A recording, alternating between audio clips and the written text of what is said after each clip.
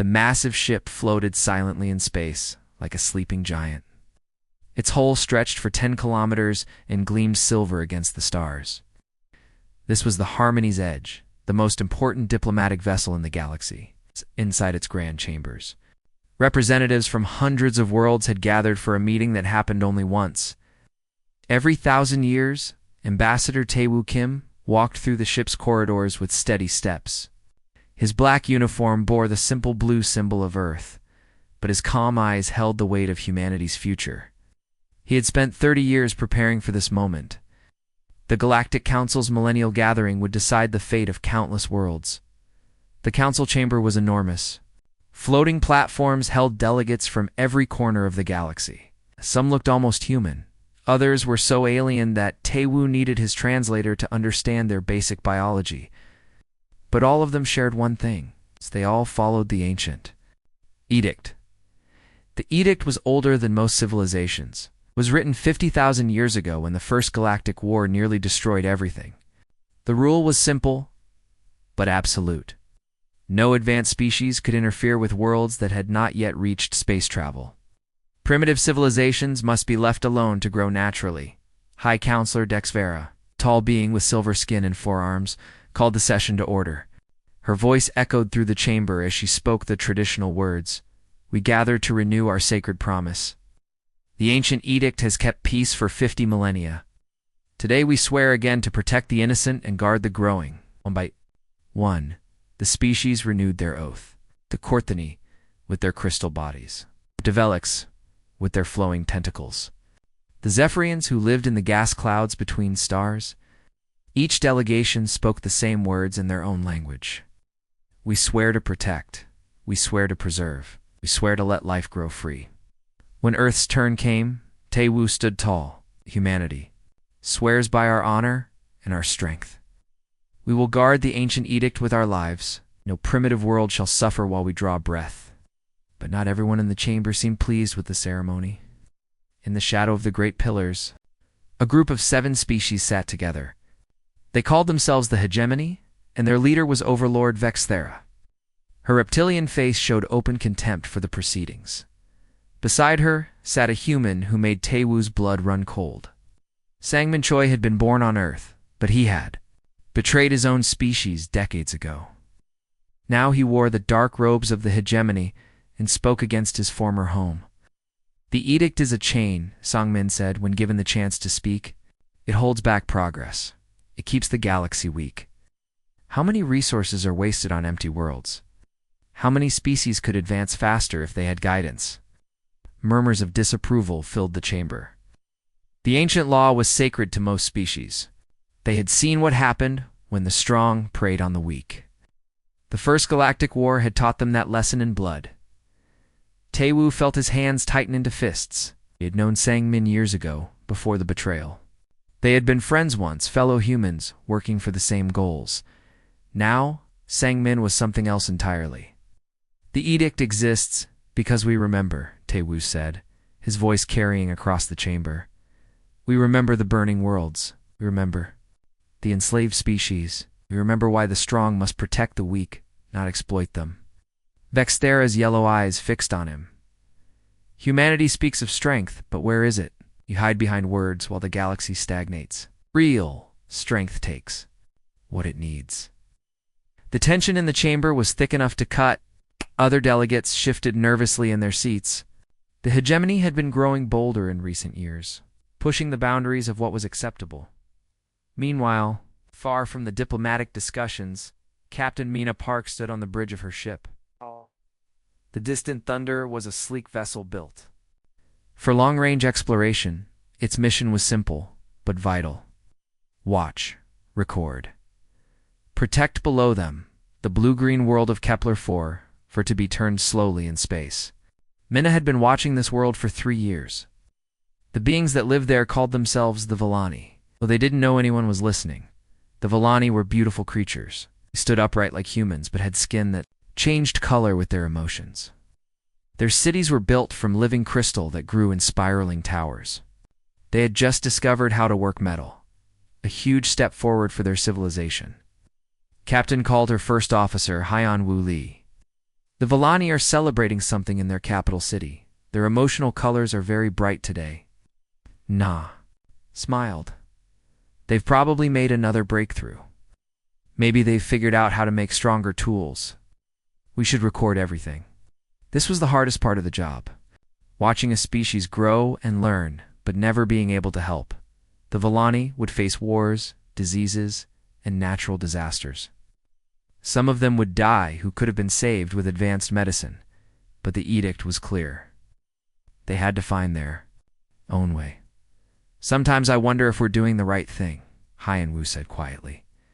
We could teach them so much, save so many lives.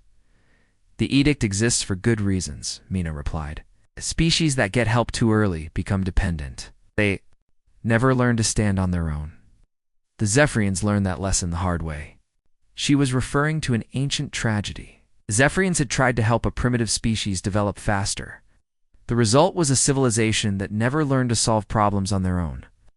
When the Zephyrians finally left, the helped species collapsed within a generation. Back on the Harmony's edge, the ceremony was ending. The species had renewed their oaths, but the hegemony's presence cast a shadow over everything. As the delegates prepared to leave, Tae-Woo noticed something troubling. Hegemony. Ships were gathering at the edge of the system. Too many ships for a simple diplomatic mission. They were preparing for something. Admiral Jahoon Sung had noticed the same thing.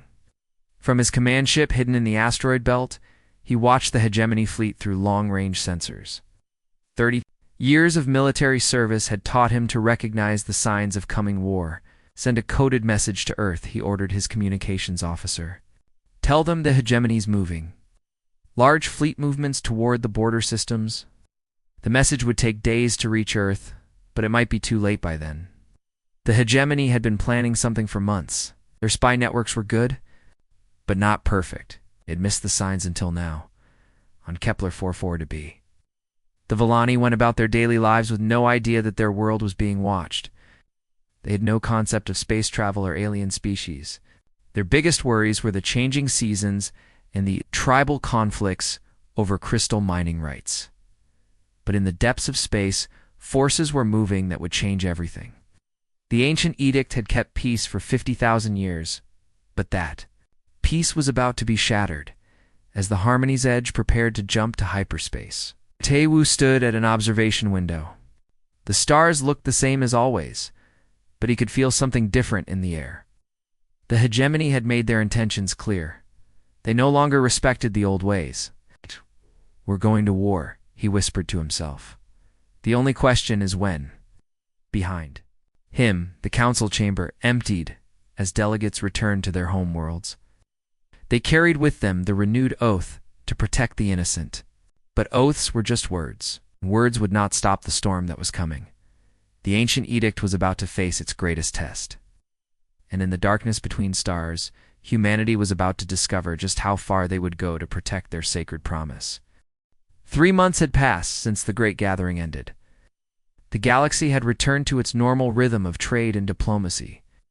But in the deep reaches of space, something terrible was about to happen. Captain Minna Park stood frozen on her bridge. The screens showed images that made her stomach turn. Hegemony warships filled the sky above Kepler 4, for it to be like a swarm of deadly insects. Their weapons were already charging.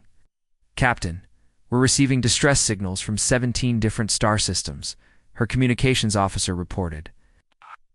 Voice shook with disbelief. All of them are protected worlds. All of them are under attack. Mina felt the blood drain from her face. 17 worlds. 17 primitive civilizations that had never hurt anyone. The hegemony was breaking the ancient edict on a scale that had never been seen before. The hegemony fleet is demanding our surrender, Hyan-Wu Li said. They say, any ship that interferes will be destroyed. Below them, the first explosions lit up the night sky of Kepler 4 for to be the Villani cities. Those beautiful crystal towers that had taken centuries to grow were being reduced to rubble in minutes. The beings Mina had watched and protected for 3 years were running in terror. We have to do something, Hyan-Wu said. We can't just watch them die. Our orders are clear, Mina replied. though her voice sounded hollow. "We observe, we record, we do not interfere." But as she spoke, she saw something that broke her heart. A group of Villani children were trapped in a burning building. Their colorful skin had turned pale gray with fear. They were calling for help that would never come. On the surface, hegemony soldiers were rounding up the survivors.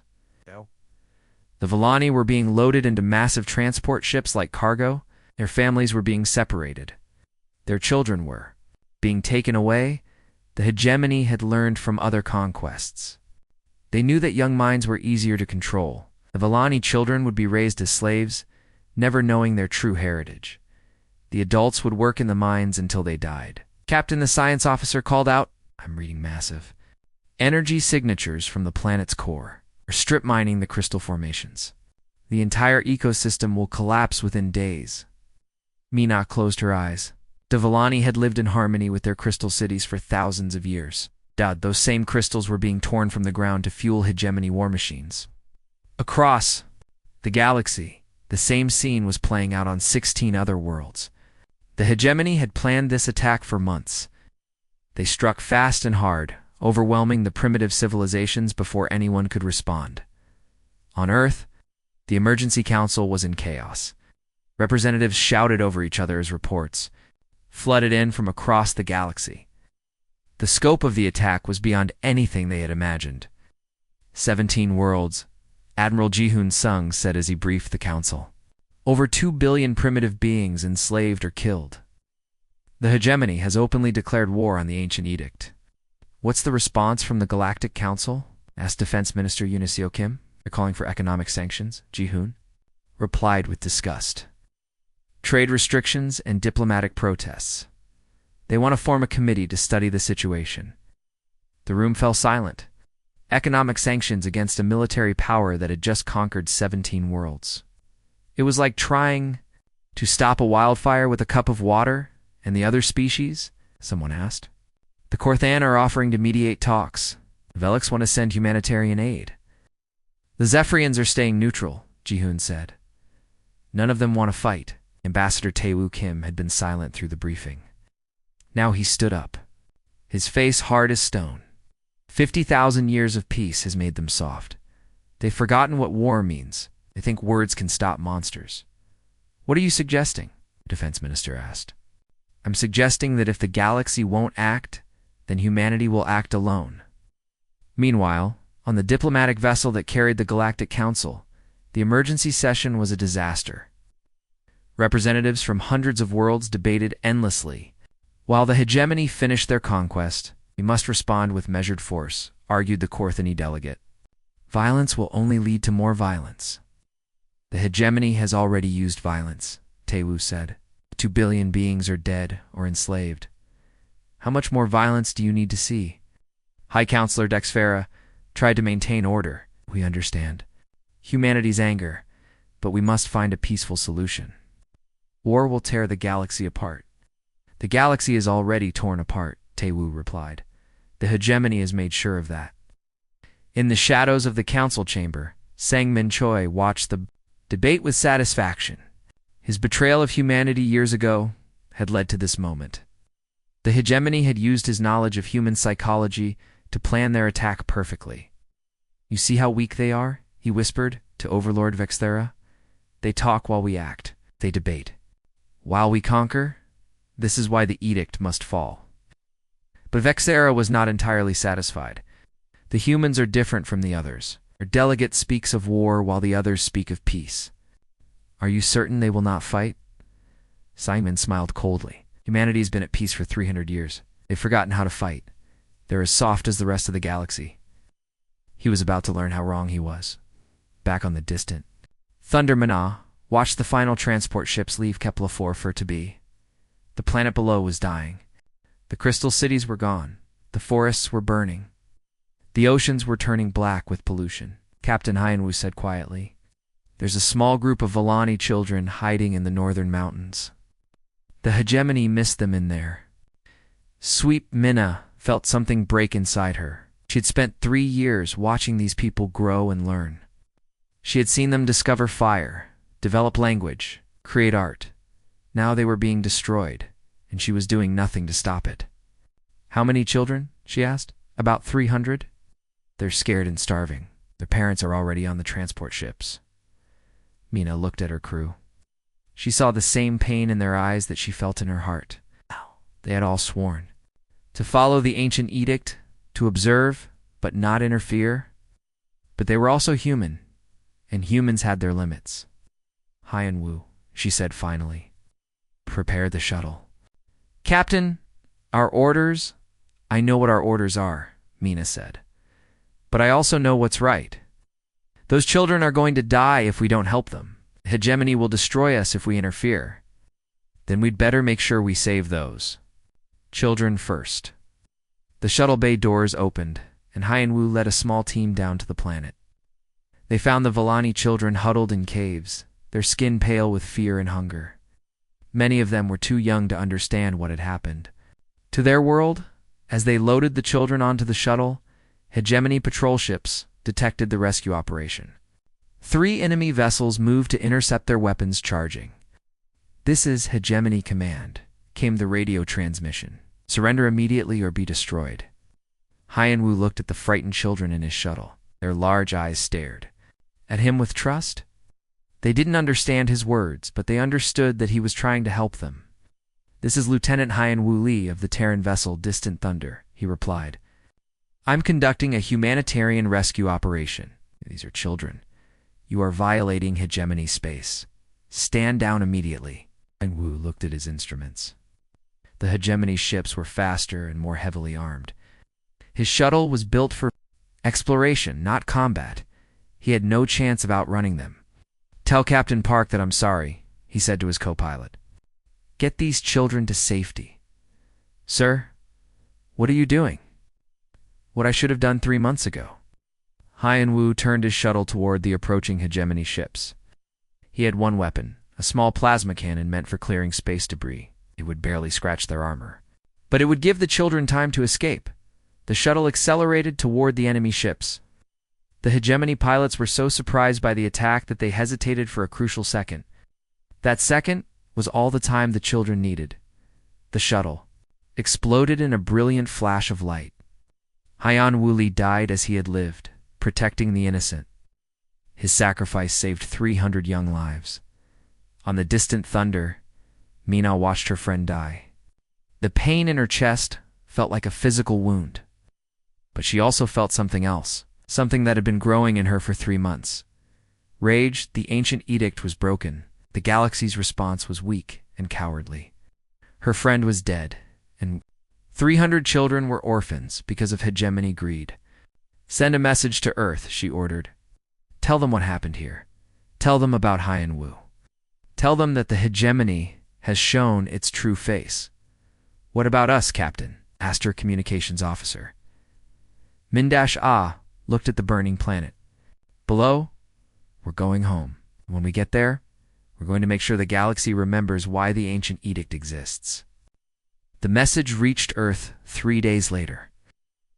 Admiral Ji-hoon Sung read the report in his office, his face growing darker with each word.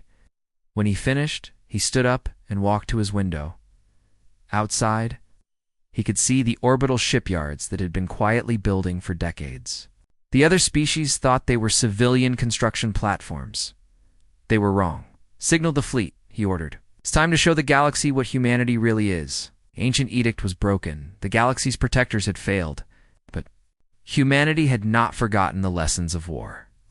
They had simply been waiting for the right moment to remember them. The war room beneath Earth's capital was silent, except for the hum of computers.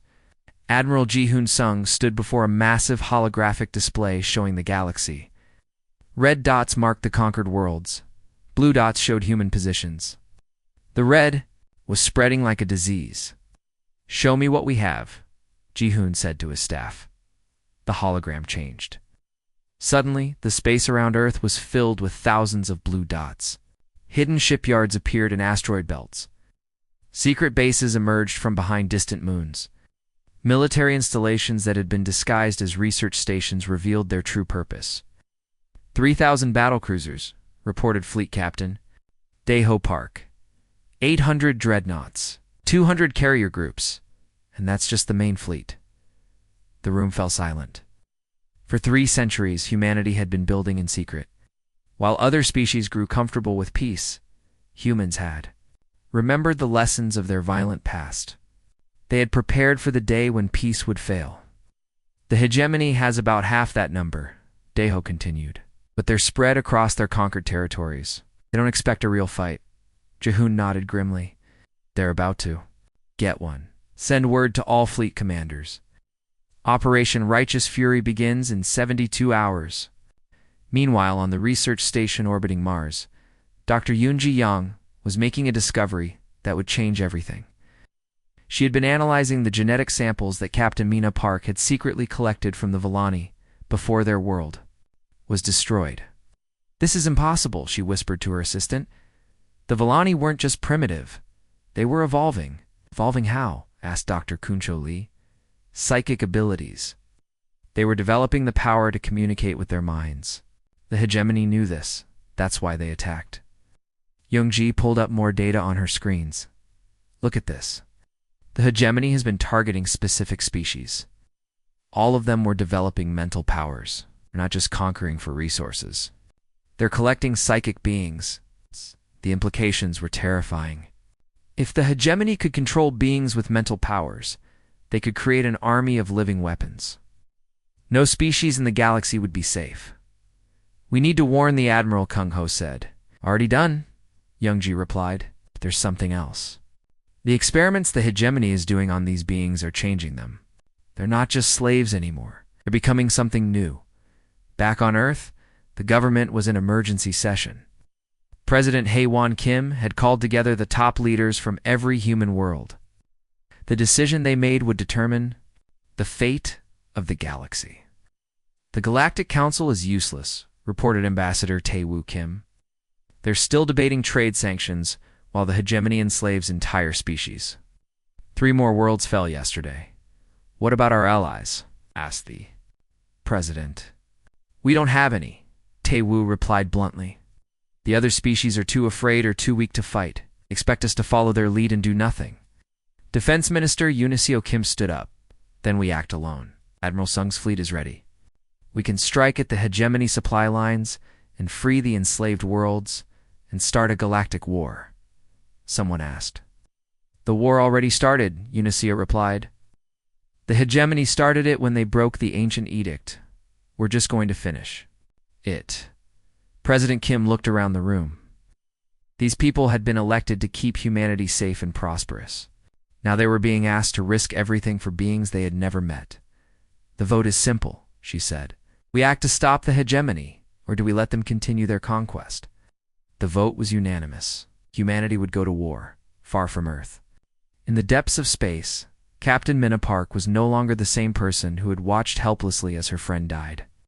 She now commanded the dreadnought Retribution's Edge, the most powerful warship humanity had ever built. Captain, her new first officer reported. Long-range sensors are picking up a hegemony supply convoy. 12 transport ships with a light escort. We now looked at the tactical display.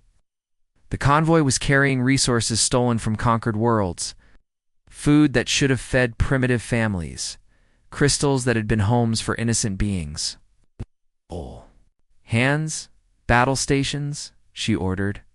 Today we begin to pay them back. The human fleet emerged from hyperspace like ghosts materializing from darkness. The hegemony ships barely had time to send a distress signal before they were destroyed. But Mina's mission was not destruction. It was rescue. Inside the transport ships, they found thousands of enslaved beings from a dozen different worlds. Many were children who had been taken from their families. All of them showed signs of genetic experimentation. Get them to the medical bay, Mina ordered. Send a message to Dr. Yang. Tell her we have subjects for her research. The rescued beings were more than just slaves. The hegemony had been changing them, trying to enhance their natural abilities. Some could move objects with their minds. Others could communicate without speaking. Few could even see glimpses of the future. They're creating an army, Mina realized. An army of psychic soldiers. The war was escalating faster than anyone had expected. Human fleets struck at hegemony positions across the galaxy. Each attack was swift and precise, designed to rescue enslaved beings and capture enemy resources. But the hegemony was not passive. They began to fight back with increasing desperation. Their own fleets moved to protect their conquered worlds. The space between stars became a battlefield. At the Galactic Council, the emergency session had been going on for days. Ambassador Tae-woo Kim sat patiently as other species debated endlessly about humanity's actions. The humans are escalating the conflict, argued the Korthini delegate. Their attacks are making the situation worse. The situation was already as bad as it could be, Tae-woo replied. 2 billion beings are enslaved. How much worse can it get? If this continues, we'll have a galactic war, said the Velix representative. Good, Tae-woo said, standing up, because a galactic war is what it will take to stop the hegemony. You've had 3 months to find a peaceful solution. We've failed. Now humanity will solve this problem our way. High Counselor Dexvera tried to maintain order. The Council cannot support military action. We must find a diplomatic solution. The time for diplomacy ended when the first primitive child was enslaved, Tae-woo said. Humanity is withdrawing from this council. We will not be bound by the UHS. Decisions of cowards. The chamber erupted in protests and arguments. But Tae-woo was already walking away. Behind him, the representatives of hundreds of worlds continued to debate, while the galaxy burned in the shadows of the council chamber. Sangmin Choi watched the human ambassador leave. For the first time since his betrayal, he felt a flicker of doubt. He had told the hegemony that humanity was weak, but the reports from the front lines told a different story. Your people are more resilient than you claimed, Overlord Vextera said. They're just reacting emotionally, Sangmin replied. Once they realize the cost of war, they'll back down. Humans always choose the safe path. But even as he spoke, Sangmin knew he was wrong. The humans he had known years ago would never have started a war like this. Something had changed. Something had awakened in his former species. On the bridge of his flagship, Admiral Jahoon Sung studied the latest battle reports. Human losses were light, but they were growing. The hegemony was adapting to human tactics. The war was going to be longer and bloodier than anyone had hoped. Sir, his communications officer called. We're receiving a transmission from the hegemony. High command. They want to negotiate. Jihoon almost smiled. Tell them we'll negotiate when every enslaved being is free and every war criminal is in custody. Until then, we have nothing to discuss. The officer hesitated. Sir, they're also threatening to execute prisoners if we don't stop our attacks. The smile faded from Jahoon's face. Then we'd better move faster. Signal all fleet commanders. Accelerate the timeline. We're going to end this war before they can kill more innocents. Across the galaxy, human fleets received their new orders. The careful, methodical campaign was over. Now, it was time for total war. Dr. Young Jae-young was working around the clock in her laboratory. The rescued beings needed constant medical attention. The hegemony's experiments had left them physically and mentally damaged, but she was learning how to reverse the process. The good news is that we can heal most of them, she told Admiral Sung in her daily report. The bad news is that the hegemony has learned how to enhance psychic abilities artificially. They're not just enslaving these beings, they're weaponizing them. How long before they have a psychic army, Jihoon asked. At their current rate, maybe 6 months. But there's something else. The beings they're creating aren't stable. The mental strain is driving them insane. The hegemony is literally destroying minds to create weapons. Jihoon felt his anger grow even stronger. The hegemony wasn't just breaking the ancient edict. They were committing genocide on a scale that the galaxy had never seen.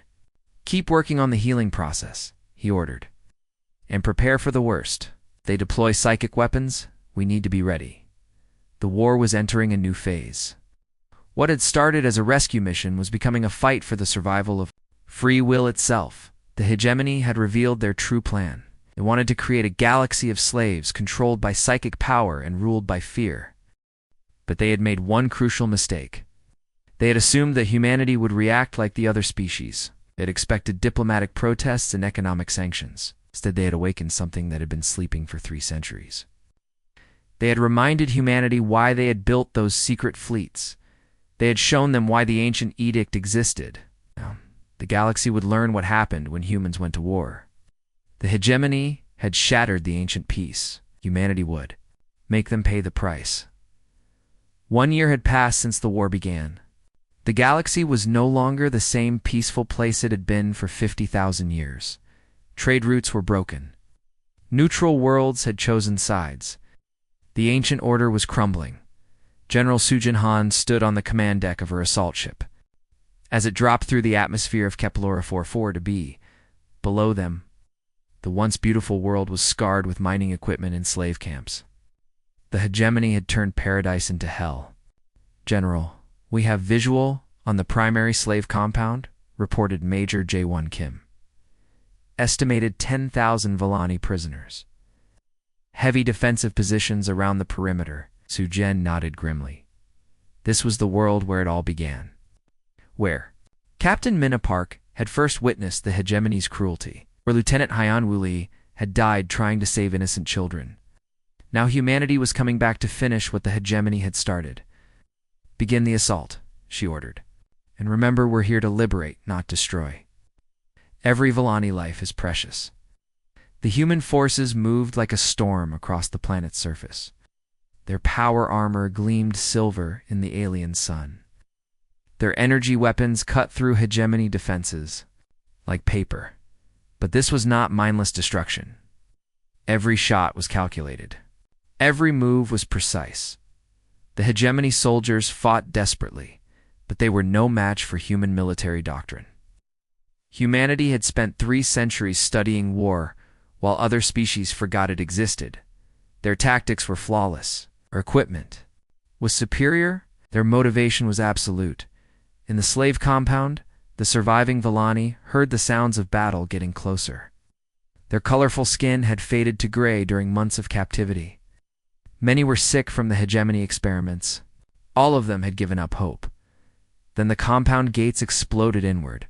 Human soldiers poured through the breach, their weapons raised but not firing. Behind them came medical personnel carrying healing equipment. The Villani cowered in fear, expecting new masters to replace the old ones. "We're here to help," Sujin said through her translator. "We're here to take you home." The Villani stared at her in confusion. Home no longer existed. Their crystal cities were gone. Their forests were dead. Their world was poisoned. "Your world can heal," Sujin continued. "But first we need to remove the poison. Will you help us?" Slowly, carefully. The Villani began to trust. They had heard stories of the humans who watched from space. Some remembered the shuttle that had saved their children before the Great Dying. Could these be the same beings? Meanwhile, in the depths of space, Admiral Ji-hoon Sung was planning the most ambitious military operation in galactic history. His target was not just one world or one fleet. He was going to strike at all 7 hegemony homeworlds simultaneously. The intelligence reports are confirmed. Fleet Captain Daeho Park briefed the assembled commanders. The hegemony has concentrated their remaining fleets around their homeworlds. They're expecting us to attack one at a time. Instead, we hit them all at once, Jae-hoon said. 7 task forces. 7 simultaneous invasions. They won't be able to reinforce each other. Captain Mina Park, now promoted to Commodore, studied the tactical displays. The logistics alone are staggering. We'll be fighting on 7 fronts across thousands of light years. Humanity has been preparing for this. War for 3 centuries, Ji-hoon replied. Our supply lines are already in place. Our fleets are already positioned. The hegemony thinks they know our capabilities. They're about to learn how wrong they are. But the war was taking its toll on more than just military forces. Dr. Yoonji Young had been working without rest to heal the rescued slaves. Her medical stations were overwhelmed with patients suffering from genetic damage and psychological trauma. Hegemony's experiments are getting worse, she reported to Admiral Sung. They're no longer trying to enhance natural abilities. They're forcing psychic powers into beings who were never meant to have them. She showed him recordings from the latest rescue mission.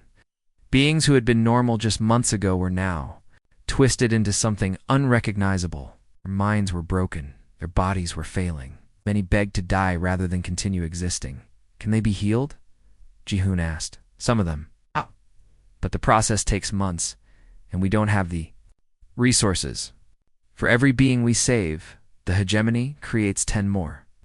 Ji-hoon felt the weight of command pressing down on him. Every day the war continued, more innocents suffered. Every delay meant more beings would be lost forever. How long until the final assault? He asked. 2 weeks, Daeho replied. All fleets will be in position. Make it 1 week. Can't afford to wait any longer. In the hegemony capital, Overlord Vexthera was beginning to understand the magnitude of her mistake. Reports flooded in from across their territory. Human fleets were everywhere. Their advanced technology was overwhelming hegemony defenses. Their tactics were unlike anything seen before. How many ships do they have? She demanded. Our estimates were wrong, admitted High Admiral Zektar. They've been building in secret for generations. Our true fleet size may be twice what we calculated. Sangmin Choi sat in the corner of the war room, no longer the confident advisor he had once been. His knowledge of humanity was 3 decades old. The humans he had known were explorers and diplomats. These new humans were warriors beyond anything he had imagined. You said they were weak, Vexthera hissed at him. You said they would surrender rather than fight. I was wrong, Sangmin admitted. I underestimated what they would become when. Pushed too far? Then you are useless to us. Vexthera drew her weapon, but Sangmin was faster. Years of living among aliens had taught him new skills. He rolled aside as the energy bolt scorched the wall behind him. I may be useless, he said, but I'm not dead yet. Neither are we. The humans have one weakness, which is they care too much. They're fighting to save prisoners, not to win a war. We can use that against them. The plan that emerged from that meeting was monstrous even by hegemony standards. They would use their psychic slaves as human shields. They would threaten to execute millions of prisoners if the human advance continued. They would force humanity to choose between victory and asticide, but they still didn't understand who they were fighting when the ultimatum reached Admiral Sung. He read it in silence. Around him, his staff waited for orders. Some expected him to call off the attack. Others thought he would ignore the threat. None of them expected what he actually said. Signal all task forces, he ordered. Accelerate the timeline. We attack in 3 days. Sir, Daeho protested. They'll execute the prisoners. No, Ji-hoon replied. They won't have time. The final phase of the war began with surgical precision. Human fleets jumped into 7 star systems simultaneously. But instead of heading for the planets, they went straight for the orbital stations where the prisoners were held. The hegemony had expected a conventional assault. They had prepared to defend their worlds. They were not ready for humanity's real strategy. Special forces units teleported directly onto the prison stations. They moved through corridors like deadly shadows, neutralizing guards and freeing prisoners faster than the hegemony could react. By the time the alien commanders realized what was happening, half their hostages were already safe. On Kepler 44 to be. General Sujin Han watched as the last hegemony transport left the planet. The Vellani were free, but their world was still dying. The crystal formations that had sustained their civilization for millennia were gone. General, her science officer reported, Dr. Yang says she has a solution. She can regrow the crystal networks using samples from the rescued Vellani. How long will it take? Generations. But the Vellani will have their world back eventually. Sujin nodded. That was the difference between humanity and the hegemony. Humans thought about the future, not just the present. They were willing to spend decades rebuilding what others had destroyed in months. In space above the 7 hegemony homeworlds, the final battles raged. The alien fleets fought with desperate courage, but they were outmatched in every way. Human ships moved like dancers, their formations perfect, their timing flawless. Commodore Mina Park led the assault on the hegemony's most defended world. Her fleet faced odds of 3 to 1, but she had advantages the enemy couldn't counter. Human computers calculated firing solutions faster than alien minds could think. Human tactics confused commanders who had never faced real military professionals. "Ships focus fire on their command vessel," she ordered. "Cut off the head, and the body will fall." The massive hegemony dreadnought exploded in a ball of plasma. Around it, the remaining ships began to surrender. One by one, the hegemony fleets were falling. But the hardest battle was still to come. On the hegemony capital world, Overlord Vexthera had retreated to her fortress palace. There, surrounded by her most loyal guards and her most powerful psychic slaves, she would make her final stand. Ji-hoon Sung prepared to lead the assault personally.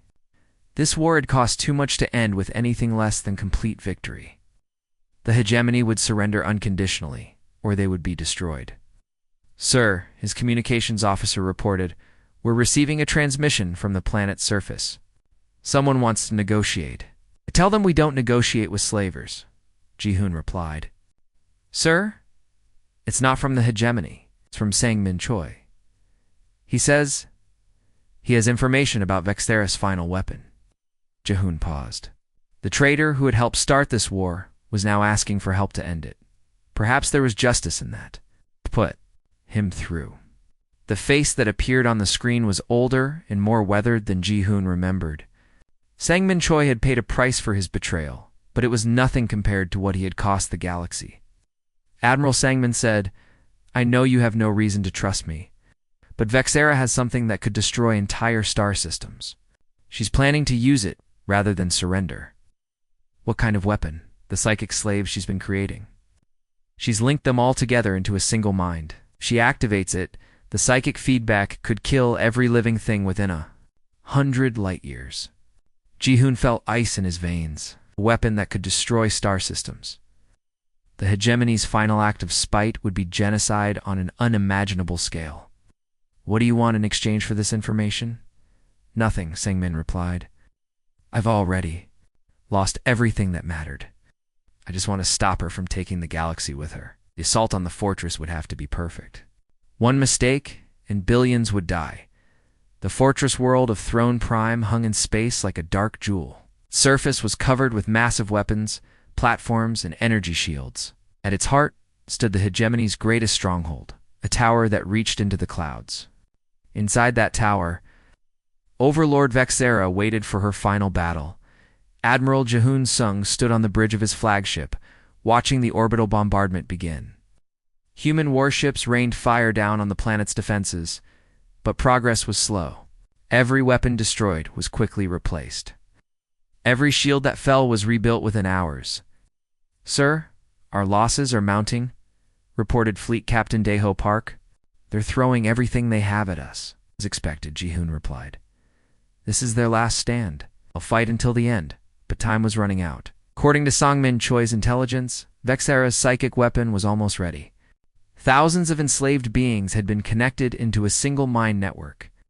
When activated, their combined psychic energy would unleash destruction across multiple star systems.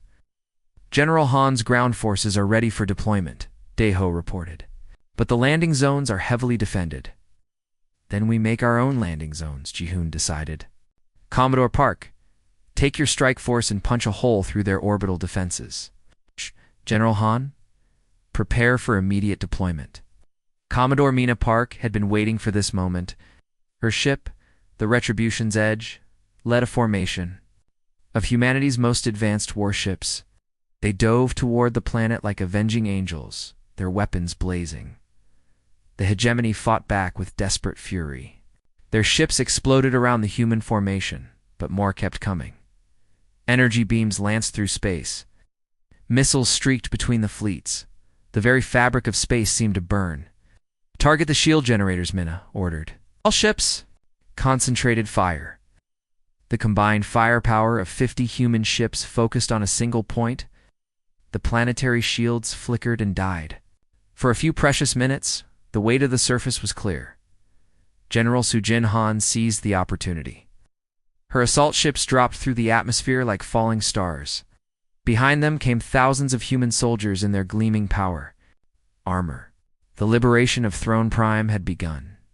The battle on the planet's surface was unlike anything the galaxy had ever seen. Human technology faced off against alien desperation in the ruins of crystal cities and metal towers. Every street became a battlefield. Every building became a fortress. But the humans were not fighting alone. Freed slaves from dozens of worlds had joined their ranks. Villani warriors with crystal weapons, Zephyrian pilots who could fly through solid matter, beings who had suffered under hegemony rule and now fought for their freedom. Push forward to the central tower, Sujin commanded. We need to reach Vexthera before she can activate the weapon. Her troops moved through the city like a tide of justice. The hegemony soldiers fought bravely, but they were defending a system built on slavery and oppression.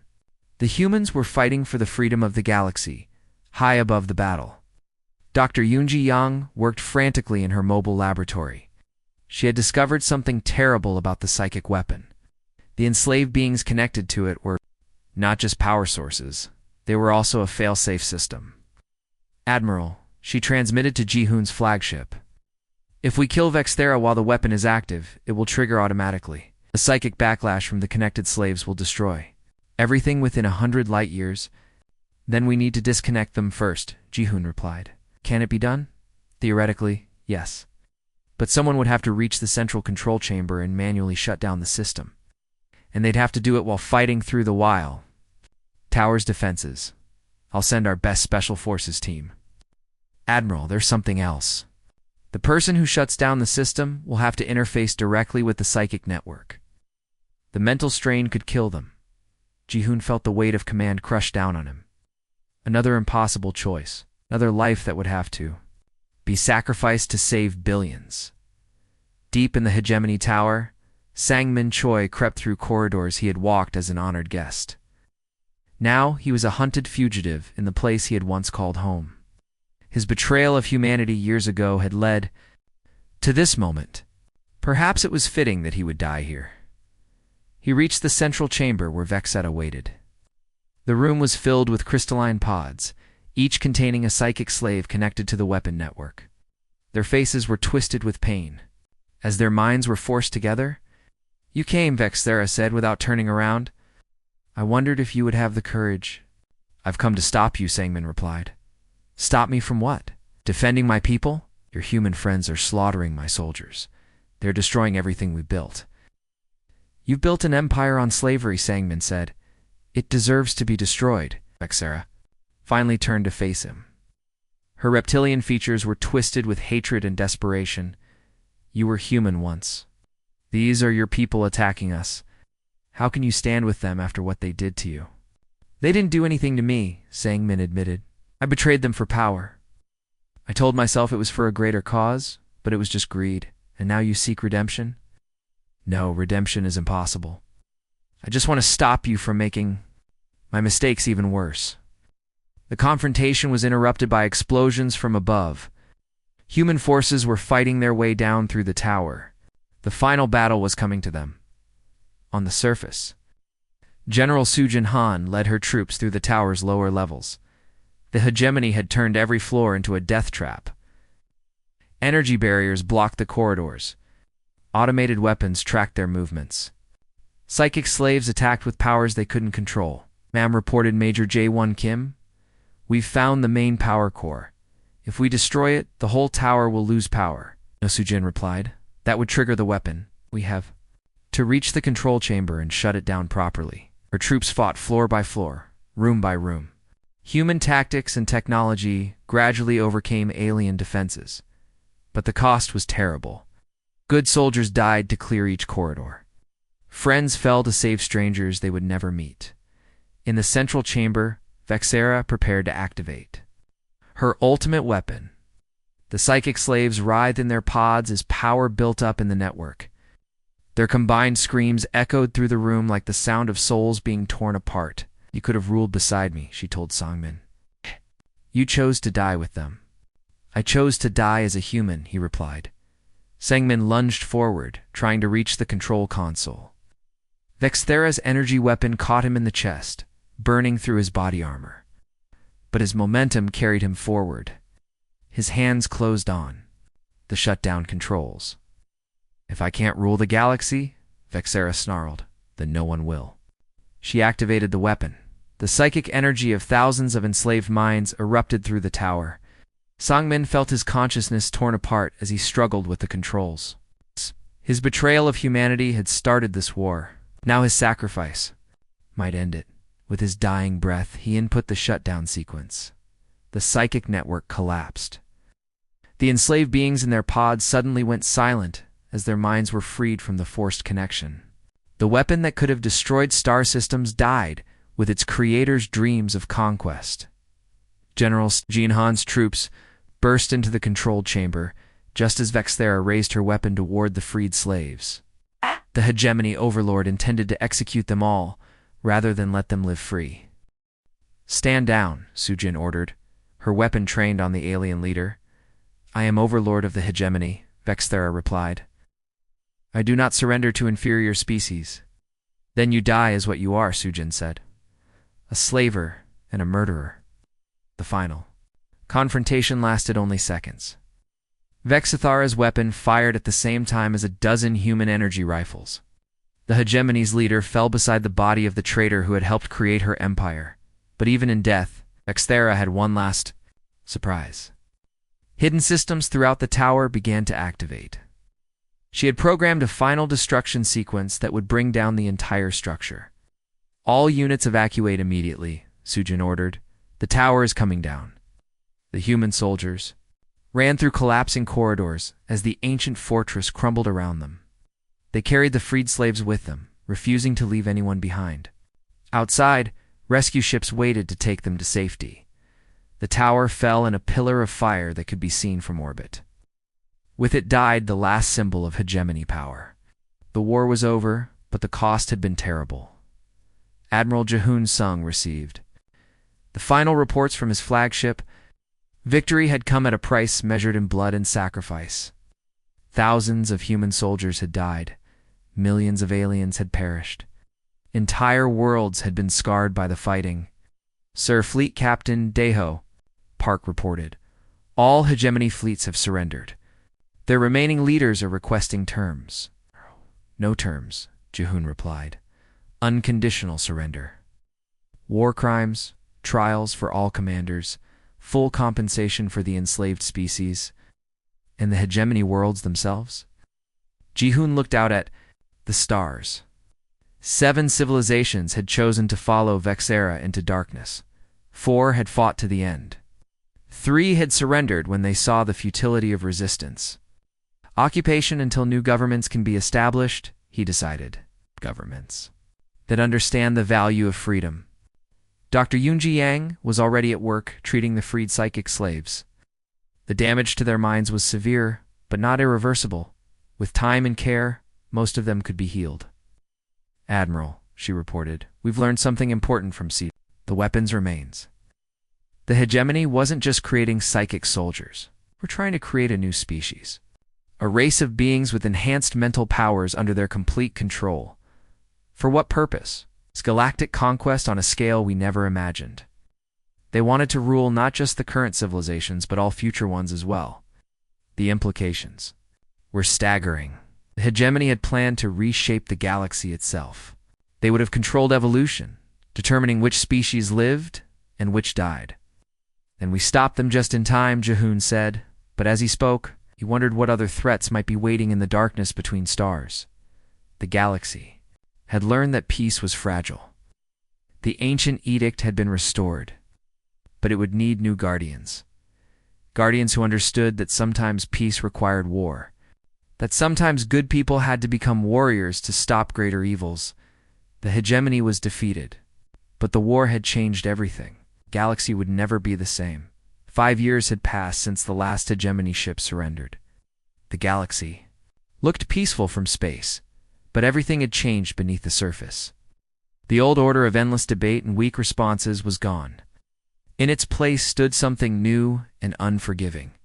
High Commissioner Taewoo Kim stood on the observation deck of his command station above Kepler 44b. Below him, the planet was healing. New crystal formations grew where the old cities had been destroyed. The Villani had returned to their homeworld, but they were no longer the primitive beings they had once been. "Sir," his aide reported, the monthly progress report from the Villani. Council Tae-woo accepted the datapad and read through the numbers. Population growth was steady. Technology development was proceeding under careful human guidance. Most importantly, there had been no signs of genetic damage in the newborns. "They're adapting well," he said. "Dr. Yang's treatment protocols are working?" The Villani were one of humanity's greatest success stories. Their psychic abilities had been restored without the artificial enhancements the hegemony had forced on them. They were developing naturally, with just enough guidance to help them avoid the mistakes that had made them vulnerable. But not every world had been so fortunate. On the bridge of the patrol ship Eternal Watch, Captain Boram Lee reviewed the daily reports from across human space. 17 worlds were under direct human protection now. Each one had a fleet stationed in orbit.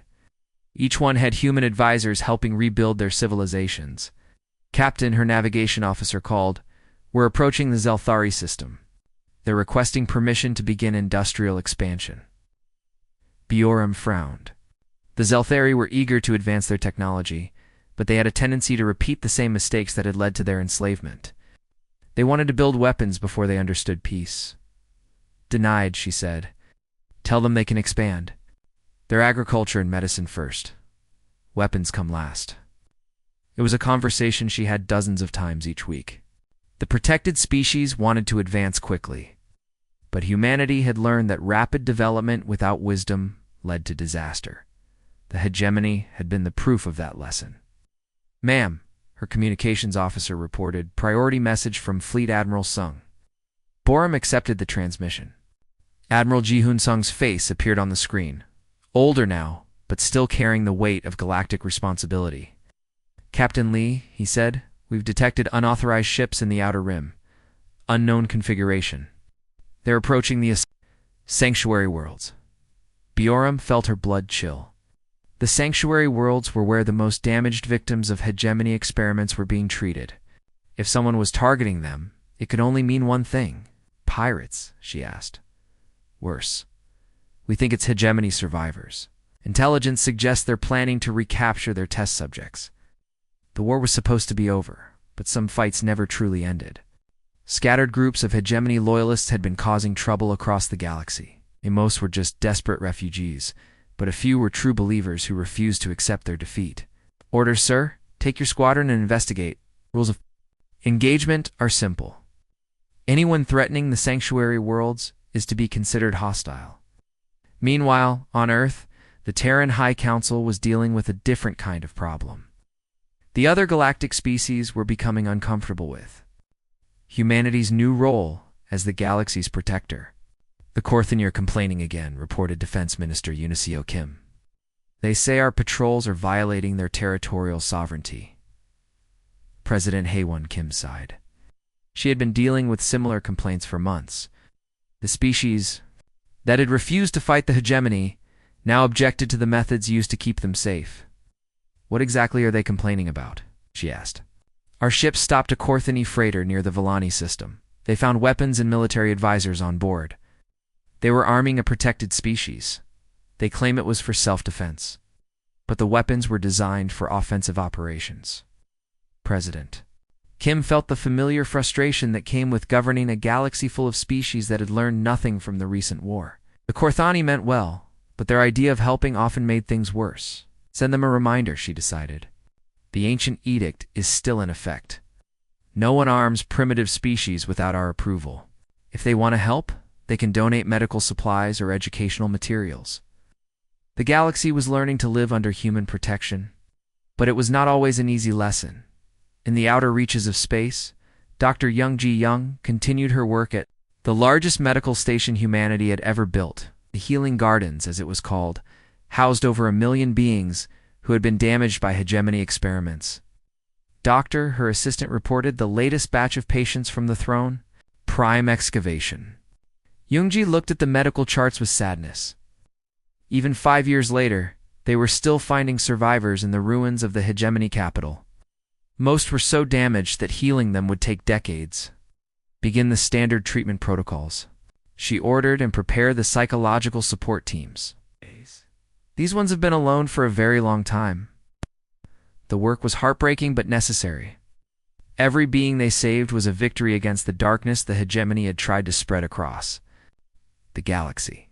Every healed mind was proof that evil did not have to be permanent. Doctor, her assistant, continued, "There's something else." The expedition found evidence of other experiments, things we haven't seen before. Yoonji felt a chill of fear. Had thought they understood the full scope of hegemony crimes. The discovery of new horrors suggested that some secrets had died with Vexera. What kind of experiments? Is genetic manipulation on a planetary scale? They were trying to change entire species at the cellular level. The goal seems to have been creating servants who couldn't survive without hegemony technology. The implications were staggering.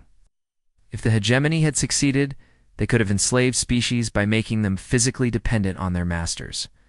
But freedom would have been impossible even after liberation.